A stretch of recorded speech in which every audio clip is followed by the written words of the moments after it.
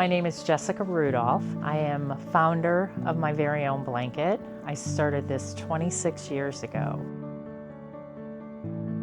At the time I had 3 babies and I could not hold them all as they were falling asleep. So what I did is I made a nursery and I sat in a rocking chair so that they could see my presence. And I was knitting a blanket. One night I thought to myself, who could I give this blanket to? I had seen my babies already had a blanket of their very own and I thought they don't need another one. And I thought all of a sudden, I could knit this for a child in foster care, because I'd always heard that they didn't have very much. And so I thought, that's a great idea. I'll just knit a couple rows over the course of the next year. And I thought, next Christmas, I'll give it away to the Area County Children's Services. And so I was feeling good about my idea, and I thought, what if I ask other people to help me do this? So I sent out a letter and just asking people to help me make one blanket over the course of the next year, because I said, we're all very busy. I knew I was busy. I said, if we all do just a little bit, then together we can accomplish a lot. And so that's how I got started.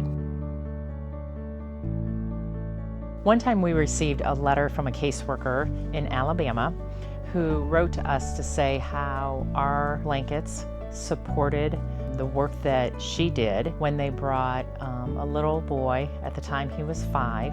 He was brought into care through a very traumatic domestic violence situation. He was a little shell of a person. And they were trying to connect with him by giving him toys and food, snacks, and she said nothing was working until she remembered she had one of our blankets in her office. And she brought it out and she knelt down in front of him, wrapped it around his shoulders, and she said, for the first time, he looked up at me with his eyes, and he said, blue is my favorite color.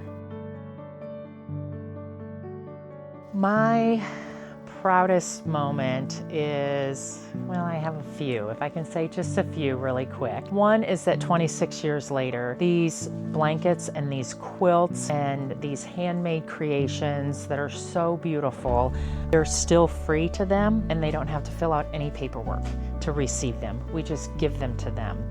Another proud moment that I have is seeing all the volunteers that are being able to get involved and help us give love and hope where love and hope is so needed.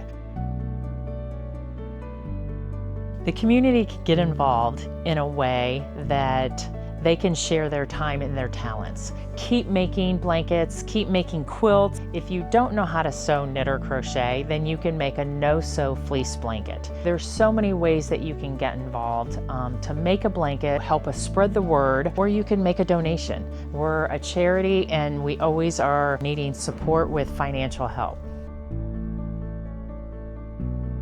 What I would share with a child or teenager in foster care is to never give up, to always have hope. Life is tough, but we persevere. There are people who love them, who think that they are wonderful, and that's what we want to show and give to you through these blankets and these quilts. You are light in this world that you can give to others.